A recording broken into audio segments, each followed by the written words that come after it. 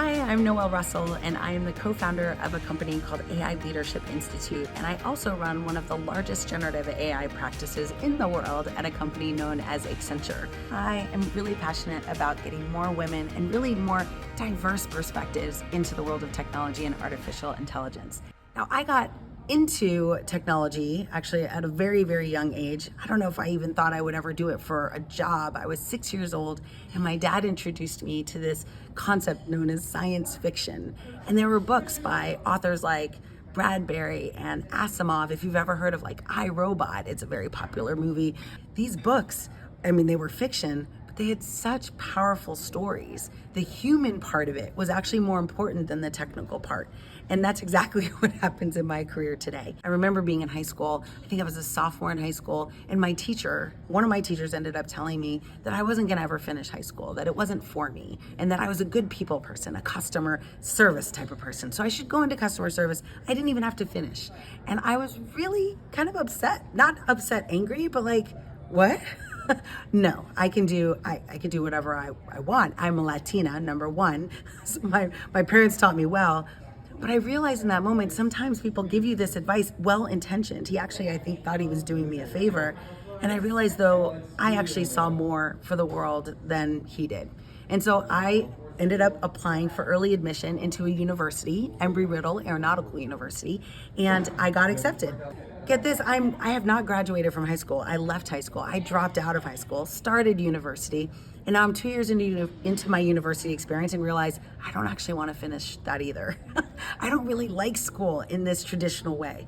And so I started doing something that not many people around me were doing, which is I started to learn by doing. I started to go and read books and take short classes and workshops to actually get experience. And at that time, it was a time in our world called Y2K. It was a really big thing at the time. We thought it was the first time the world was going to end.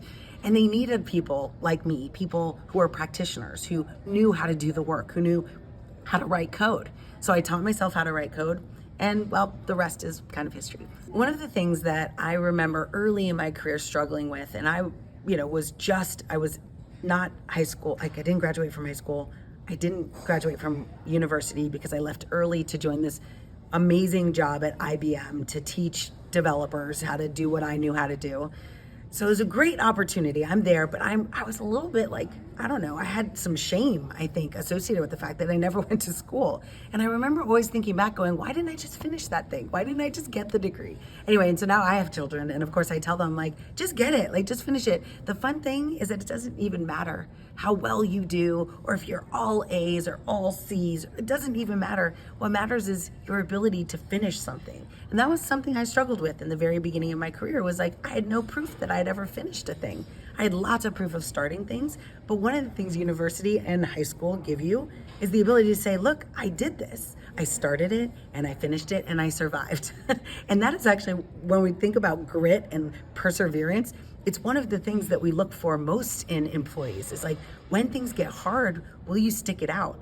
And unfortunately, in my early, youngest days, I didn't actually have that demonstrated. So I needed to really focus on that in my first few years. One of the biggest obstacles, though, I ran into is a lot of the people around me didn't look like me, didn't sound like me, and they actually treated me very different.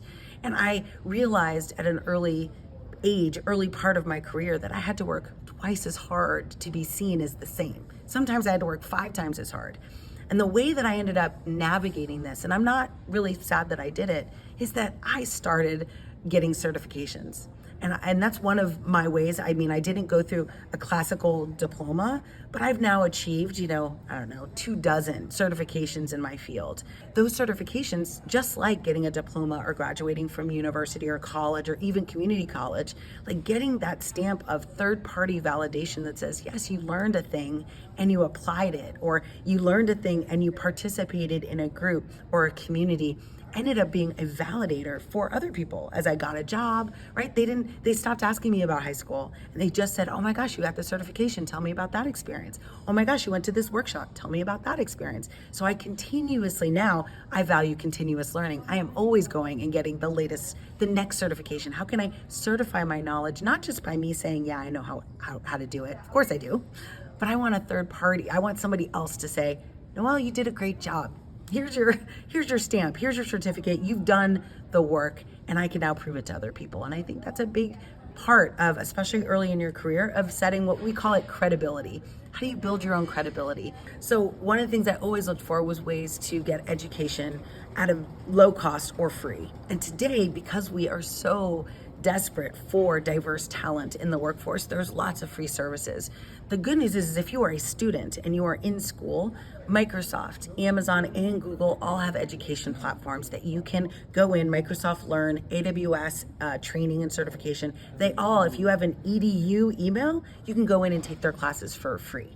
But the other thing is that there's a new organization called deeplearning.ai.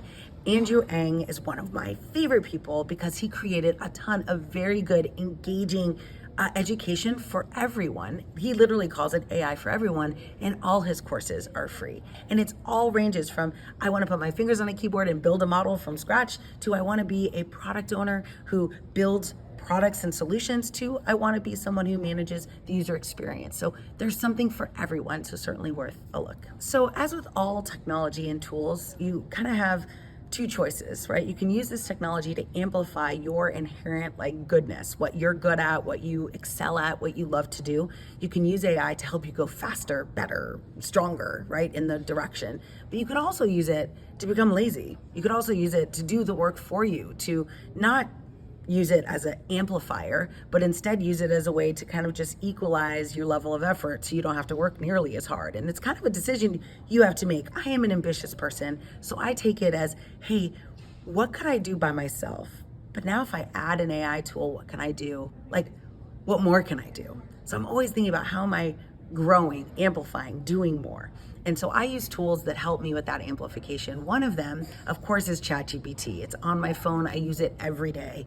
And I use it for all sorts of stuff. I use it to give me first drafts of anything that I'm writing. I also have used it to generate PowerPoint presentations. I use it to do all sorts of things that are hard for me, that would take a lot of my human time. And that's that's the precious resource we don't get back. The other thing I use, which is more accessible and will be more accessible in the coming year, is Microsoft's Copilot capability. This is embedded in every Microsoft tool, PowerPoint, Office, Outlook, and I use Copilot to summarize all of the emails that I get, to generate action items out of emails I've written, to document meetings as I'm having them. These are all things that used to take me time to do. And that time I could no longer spend that time doing the things I loved. I was stuck doing things that I really didn't enjoy. The interesting thing about artificial intelligence in this world of emerging technology is that we need everyone. We need every perspective. And the types of roles you can think about across the spectrum, of course, maybe starts with, you could be a developer. If you like to write code and you like to learn languages, it's a great way to focus on that area. Or you could become someone like me, a solution architect who definitely knows a little bit about coding, but I like to think about the broader vision, the solution. How do we actually solve world problems with technology? You don't necessarily need to have fingers on a keyboard coding experience to do that work. But then think about user experience, right? What if you are someone who cares about how someone uses a technology? Does it solve their problem? How did their problems get solved? So there's room for every type of perspective on these teams, especially in artificial intelligence, because what most people don't realize is when you build AI, you actually build it for everyone. And that's my spark.